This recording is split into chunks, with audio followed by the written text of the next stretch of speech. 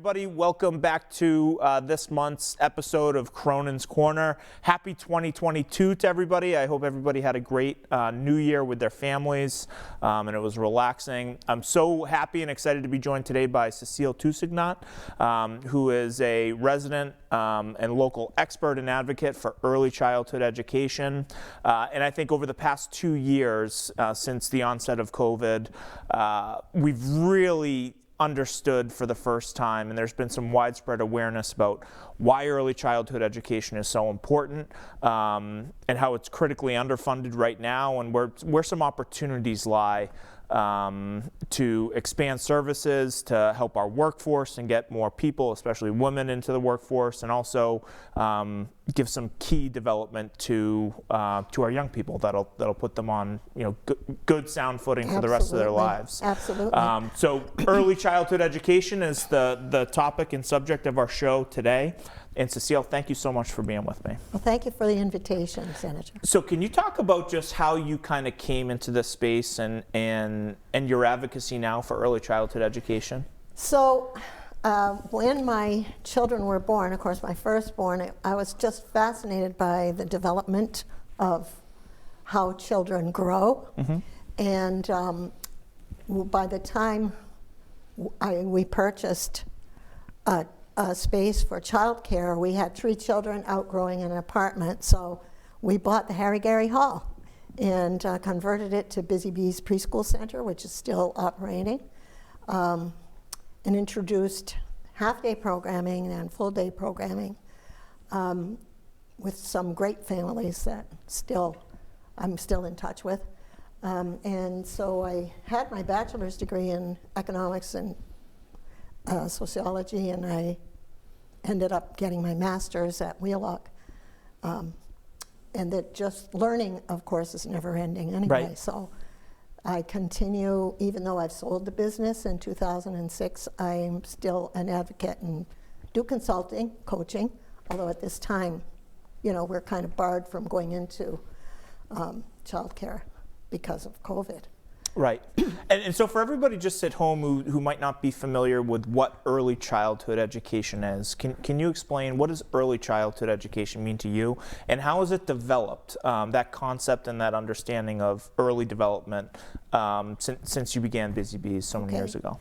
So early care and education is now under the governorship of the Department of Early Ed and Care. Yeah. And we service children ages birth through age 5. Those are the early years where there's immense brain development and critical years for care and education. Believe it or not, you would have to go in. Actually, I think what we'll have to do is invite you to come into a child care center to observe infants and toddlers at play. But there's so much happening that it's absolutely necessary, and this is the foundation to formal academic learning in the public schools. So learning starts actually at birth, probably before birth, and this is what we're trying to support. Can you talk about just what a head start this programming gives to toddlers and 3- and 4-year-olds that sets them up for success on their first day of school?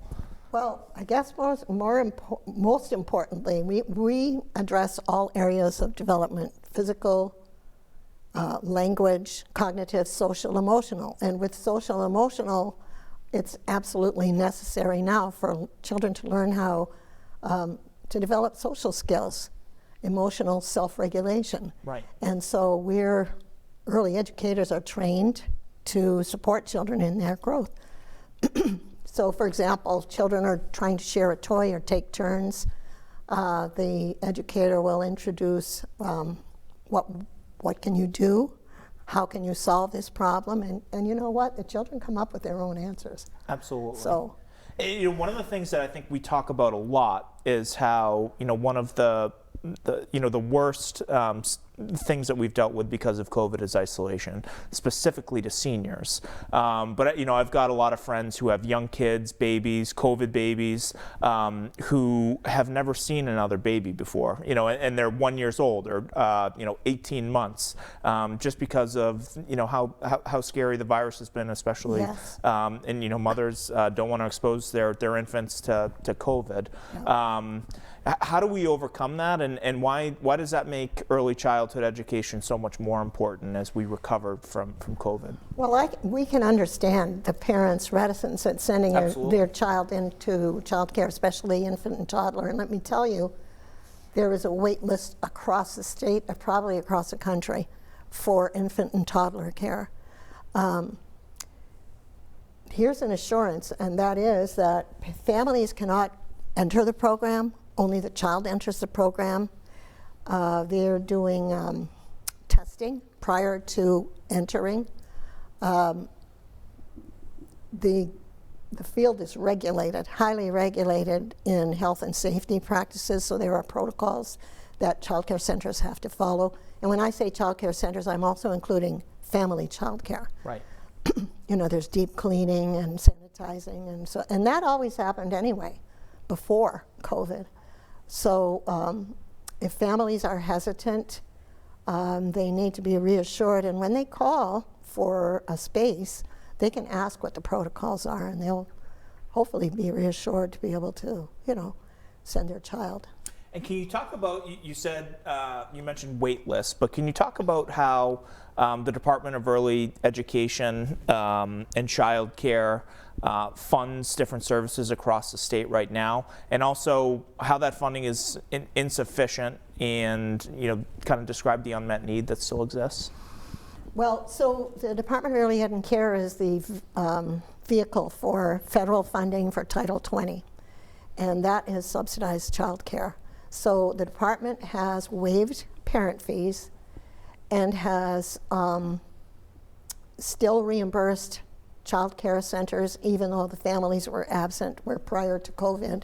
If a family was absent X number of days or lost their voucher, they would not get funded. Right. And that's a big issue for child care, because you can't have funding based on the number of children that attend. And one of the proposals actually in the bill is, it's like riding a bus. I mean, if you've only got one customer getting onto the bus, and you only get paid for that one customer, you couldn't run a bus company. Right. So it's the same idea. They also provide grants. There's been the Stabilization Grant. Right. And the PPP. Of course, that was not Department of Early Ed, but the Stabilization Grant, I have directors telling me that there's no way they would have been able to stay open without those And I know the state over 2021, pushed out approximately $150 million in stabilization grants, Yes. and that was life-saving resources. Doors had to be would have closed. Sadly, a lot of family child care sites have closed. I think 1,200 across the state, and centers have had to close classrooms because they don't get the staff. Staff has stayed home. They've been able to collect unemployment, and of course those boosts in unemployment, some people were making more than they normally get in their weekly pay. Which ended in September. Yeah. And I think when we talk about workforce, I know from kind of my foxhole, every small business owner I talk to, everybody who has a medium-sized business, right up to our the largest employer in the areas, which are AIS with 700 employees. Everybody is hurting to meet their staffing needs, right? And I think when I talk about why early childhood education is such a good investment is because it gets people back into the workforce. Absolutely. Can you talk about just how, with that in mind, early childhood education can be an economic driver here in the region? Well, it's estimated that the country loses $5 billion a year by parents who stay home to take care of the child, losing losing income or contributing to the economy. So, you know, it's absolutely necessary to get women back into the Right. workforce, and they're the primary caretaker. And again, women, I'm sure as you know, are still paid less than men Right. in their jobs. So, And I think one of the most alarming statistics that I've seen too is that, you know, COVID has impacted society inequitably, right? But no population of people was forced to leave the workforce more than single mothers and single parents, and it's because they, you know, don't have childcare options. right. Do you have personal examples from, you know, from the years that you've spent in this space of how you've seen resources change a family's life, a kid's life? I'm sure you've got 100. Do you have a couple that you can share that you think would help people understand? I do. Okay, Yeah. so talking about the Title 20 grants, so we have, I can give you an example of one family who had a little girl, 2 years old. The mother wanted to go back to school, ended up getting her associate's degree, and long story short, she ended up getting her master's degree in nursing. All the while, her child was being cared for a full day. And there's a success story. Right. She's pulled herself from poverty, really. Another one is, I don't know if you've heard of the QRIS, but it's a quality rating improvement system that is used by the Department of Ed and Care. And it has tools to measure quality in programs. One of these tools is assessing children and doing screenings. And there's a program called the ASQ, Ages and Stages Questionnaire. With that, administering that in the toddler room, one child was identified as being on the autism spectrum. Mm-hmm. And now, okay, so his needs were addressed early on by involving early intervention. And caught early on. And right? caught early on. And diagnosed early on. I mean, not when he's 4 years old, when he was like 15 months. Right. So all those services right up into the public school special education programs, he's pretty much normally developing. I mean, that's quite... And that absolutely would not have been possible without that early diagnosis and prevention. No, and right? we still have children who cannot attend childcare, who are not identified. And I have another example. This child was having entered a childcare, was there for a couple of weeks. Teachers and the educators are observing the way he sits, the way he walks. It was quite awkward. A little overweight. The director referred this parent to her pediatrician, mm-hmm. then was referred to Children's Hospital. This child had a broken bone in his hip. Now, not to knock pediatricians, right. but they spend like 20 minutes with children, whereas we spend a full day, right. and we can pick up things. We don't diagnose, but we can share observations with parents, and then so on. So to me, that's so impactful. I mean, that child's going to be taken care of, maybe end up being able to play a sport, whereas if he had carried on into, his body was adjusted to a broken bone, and that just would have ended a lot of physical activity for him. Absolutely, and affected the rest of his life. Yep. So you have been a proponent and advocate for early childhood education since you became a mother. I think this is one of the things that has gotten so much attention during COVID. The need was always there, but we're really feeling it society-wide in terms of parents working remote at home and needing a place for their kids to go, or parents not being able to join the workforce like we talked about. Is there, in your opinion, more awareness about early childhood education and more energy around expanding services than you've seen? As a result of COVID? Yes. You mean? Or yes. right now, right? Do you, in your opinion, are we in a moment where there's more energy and more awareness about why we need to expand services than you've seen before? There is definitely more energy. I mean, parents are past a stress level right now. It's so challenging to, for example, we've got child cares that, the local boards of health have to close them. You have to do a 3-day deep cleaning. Board of Health has to follow through on a contact list. Yep. It's so challenging.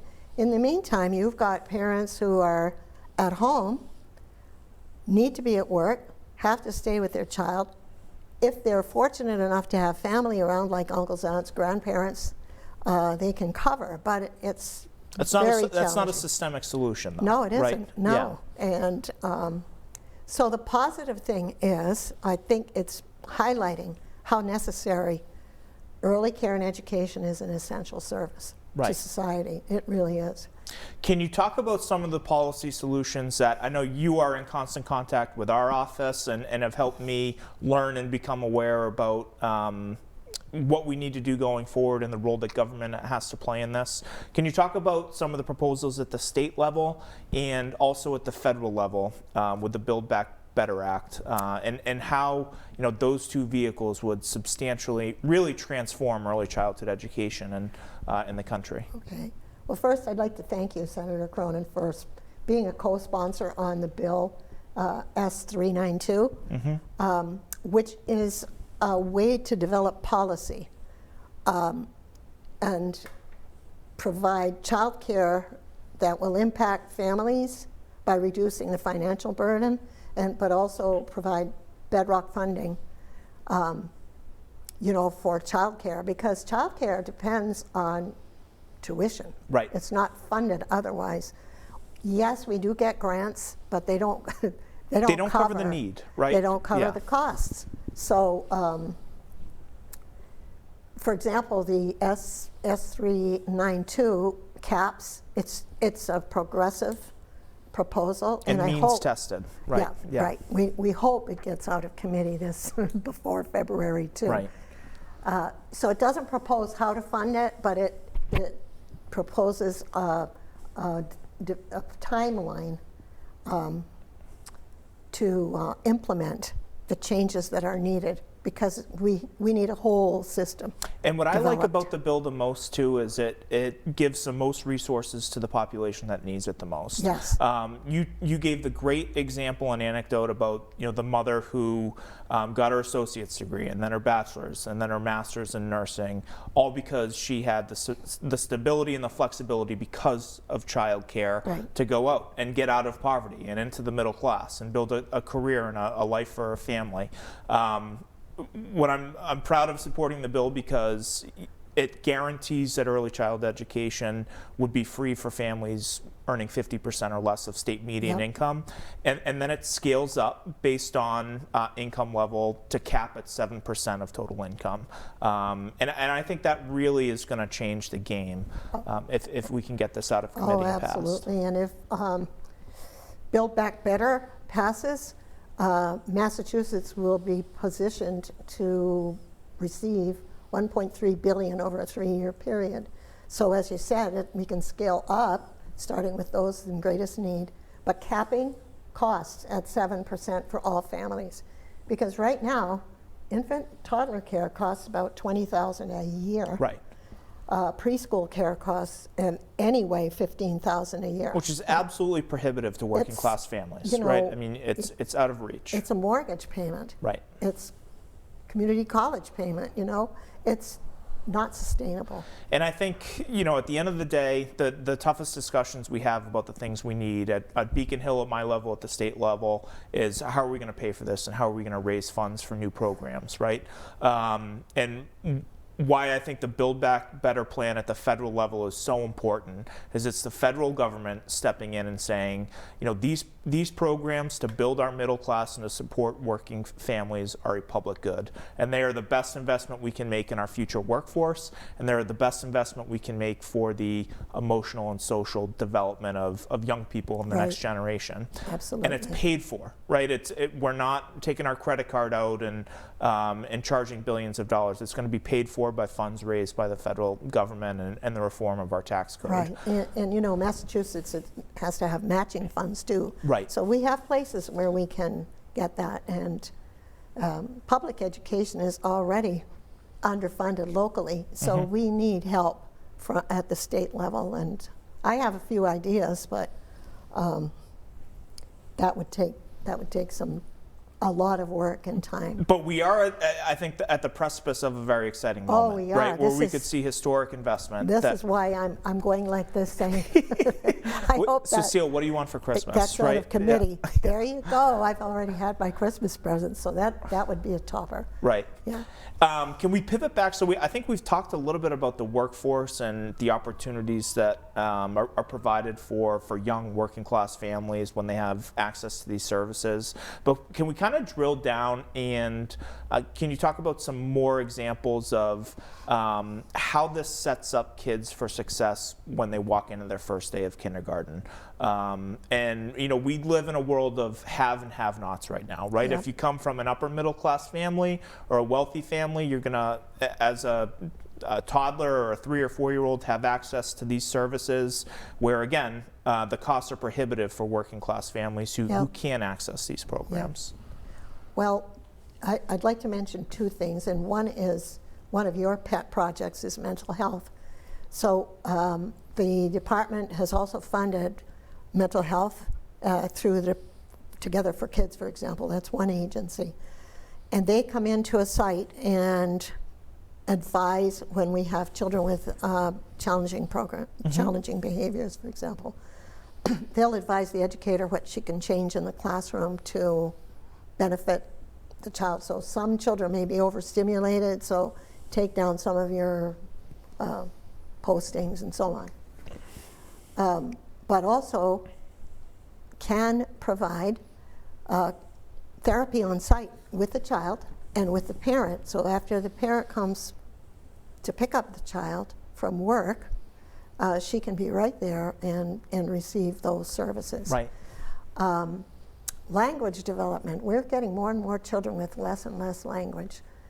What do you attribute that to? Well, screen time doesn't have nothing to do with it. Oh, yeah, right? sure. Yeah. No. And I mean, there could be few things more harmful than a kid stuck in front of a screen all day. Well, conversations. Right. Serve and return. Hearing to adults speak. And definitely limiting screen time. I mean, because when a child is here, there's no interaction. Right? No, Yeah. so you have to have interaction because how are you going to develop language? So that's another benefit of, children attending childcare. And it's a fact that children from wealthier families, like you mentioned, have a vocabulary of about 30 million words by the time they hit public school formal learning. And I talk about this all the time when I talk to people about why this is so important, but it's not, early childhood education isn't a head start. It is a jump in the race that, the kids who don't get access to that social and emotional growth when they're 3 and 4 year olds, they'll never catch up. No. Right? They are always going to be behind, and there's always going to be... They're behind the starting line. Right, Yeah. exactly. Yeah. It's like running different races. Which isn't necessary, We've seen so much growth in children that I've had in the past when I owned Busy Bees. I've had kindergarten teachers tell me I can always tell when they come from Busy Bees, not to sell the business, but because... You're not an owner anymore, right? No, You've got no that's fiduciary right. interests, right? That's right, but it's just exposing children to social activities and educational activities and just... it's just so rich. And of course, I feel totally energized when I go into an early childhood classroom. And a lot of people I know say, I don't know how you can stand all that noise. Everybody's moving, and but it's exciting. Absolutely. Yeah. And can we talk about the other people who are in that field, right? I think when we talk about how we're going to improve our early childhood education system, one of the things that we're not doing an adequate job of right now is paying our early childhood education providers and treating them like professionals with the important work and caseload that they have. In terms of how we need to grow that workforce and how we need to sustain those wages better, can you speak to that a little bit? Well, let me say the department is subsidizing pretty much the education for students at the community college and bachelor's degree level to get their degrees, because we're a very highly regulated industry. Right. So you need certain qualifications to be able to work with children in a program. So at least, we're getting that. That's one side of it. And that's happened in the past 10 or 15 years, yes. right? These pathways have been created. I know Yeah. Monty Tech also has a pathway for early childhood That's educators. Right. Yep. They offer the CDA, which is a big step because the CDA is nationally recognized. Right. But the compensation issue is, $14 is the average of 2019 numbers. $14 an hour is the average that an early educator gets paid. And in this job market, that's not competitive. It isn't competitive, and a good number of child care workers are receiving public benefits like mass health and food stamps, and right. They're better off if they go to work at McDonald's. They don't have to worry about planning, assessment. It's probably a less stressful work environment, no right? Stress. Than be in charge of. Yeah, no stress. So we definitely have to raise that more. I know everybody's looking for employees. Yeah. But in this field, we definitely need to. We've got to increase those wages. I mean, it's unavoidable. And I think, as we come to this agreement, really, as a society, that pre-K and early child care is a public good. I think what we need to do is pay these people like teachers, and yes. pay them in line with the responsibility that they really have to develop our young people. Well, this is the thing, and we're looking at equity. Mm-hmm. We're hoping that. And we do have people in the early education and care field that have bachelor's degrees, master's degrees, and they're not getting paid on a par with the public school teachers in their local districts. Right. And it makes no sense because those are such important years.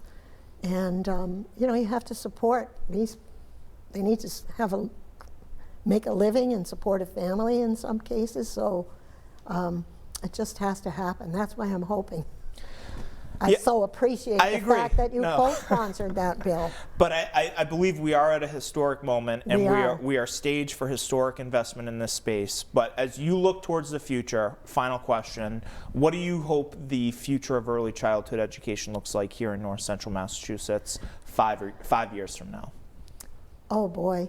I hope that we can accommodate and have enough space for all the children who could use early care and education, and that we also are paying early educators what they're worth. And how is that going to change the region in terms of? Okay, you asked a very very key question, because we will reduce the number of children who are being serviced in special education. Mm-hmm. We will not have. I believe it will impact all of these. Issues that are coming forward, violence in the schools, because when we learn how to negotiate at an early, when you're creating 2 or 3, right? Yeah, 2, 3, 4, 5. We're creating. That's their neighborhood, and we're learning how to get along with people, and that carries forward. And my philosophy is that we should be teaching from the bottom up. Early education area could be teaching public school policy, rather than top down, and it just doesn't work for young children. Well, Cecile, I'm so thankful for you coming on the show today. I truly appreciate your time and your advocacy, and I know as a legislator, you holding my feet to the fire and making sure that I knew what that bill S362 does and is. And I look forward to continuing to work with you to provide these essential services here in North Central. So thanks for all you do. And thank you for co-sponsoring that bill and for all that you do. I've noticed other bills that you're co-sponsoring, so thank you for your service too. Thank you so much. All right, everybody, that's our show for the month. Happy New Year, happy 2022, and we'll see you in February. Thank you.